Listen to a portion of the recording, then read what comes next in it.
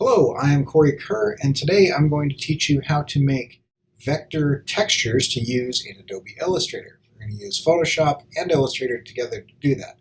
I have several other videos that talk about this, but I want to do it more succinctly and be more clear in all of the steps. So we're going to start in Adobe Photoshop, and what I've done here is I've taken a picture of the wall behind me, kind of a close-up picture, and go into your Layers palette, and down here where you have this little half circle, you're going to do a threshold adjustment layer. Now this doesn't actually physically change anything. If you hide it, you can still see that picture.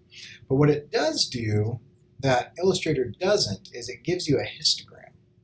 And so right here you'll see this histogram, and I can come over here somewhere in the middle of where the information is and get kind of a balance of what it is that I'm looking for. So once I get something like that, then what I want to do is I want to get a shot of everything that's visible. And to do that under one layer, I press Command-Alt-Shift-E. You'll notice that has added a new layer. Okay? Then I'm going to Command-A, Command-C to highlight all and copy that to my clipboard. And then we'll come over here and we'll jump over to Illustrator. Command-V to paste that, and you'll notice that we have a black and white image that has been pasted. So what we're going to do now is click on Image Trace. It's going to take a moment to do that, and it's going to take kind of a rough stab at making that. Right here is an Image Trace panel menu button. If you click on that, it actually brings up this menu. And we're going to go through a few steps of how to do this. Okay? If you have it, it'll more often than not show up like this. So go ahead and click on the advanced arrow, okay? And then I turn preview off. The reason I turn preview off is because each one of these steps is going to render and cause a problem. You'll notice that we do have a threshold adjustment here, but there's no histogram and the preview takes a while, so it's easier and quicker to do that in Photoshop. So leave the threshold alone. I want all of the paths, all of the corners, and all of the noise, okay? And I don't want to snap curve to lines, so I'll take that off. But I do want to ignore white. Let me preview this and show you what ignore white does. So after we do high paths, more corners, and low noise, then I'm going to come in and I'm going to click on ignore white, and it's going to actually remove the white and give me a single color. Okay, and so my mode here is black and white, and then I click ignore white, and now I have a single color. Once I like what I'm looking at there, then up here on the options bar you can press expand. And when you press expand, it will convert this from the preview to an actual series of vector shapes. And so now we come in here and we have expanded this, and when I come in and click on these with my white arrow tool, you can see that each one is a shape. And in our layers panel here, they're all grouped together in one big giant group, right? And so we can expand this group. You'll see thousands of tiny little shapes. Now these will differ depending on like what it is that you're doing with them or what the texture looks like.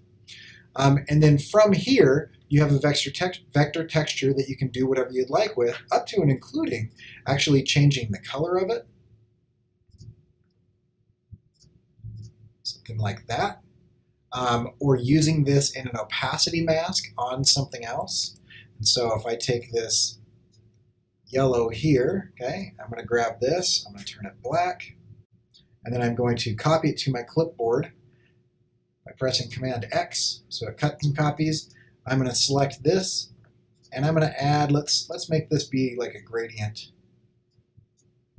and we'll make it a fairly ugly gradient so that we can kind of see what's going on here. So let's just add something like that. Get rid of this.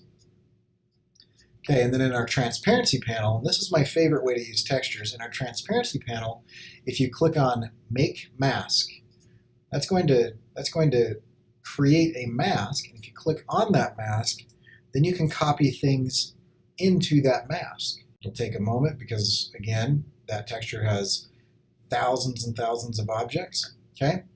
And if you click Clip, anything that's black will hide, okay? If you invert the mask, then anything that's white will hide, and if you clip it, then anything that doesn't have a shape on it won't show. And so now you can see that we have applied this vector texture to our gradient shape. And the trick with this is if you want to do something else outside of this, you have to click out of this mask to leave it, and now you can create more objects. If you click here and go back, you can go back into the mask, and actually you can come in and create additional objects and give those objects, say, a gradient that goes from black to white, like that, and you'll notice that that gradient will hide or show based on whether it's black or whether it's white.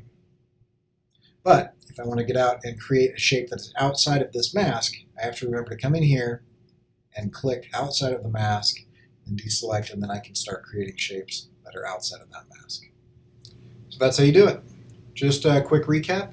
In Photoshop, you're going to apply a threshold adjustment layer.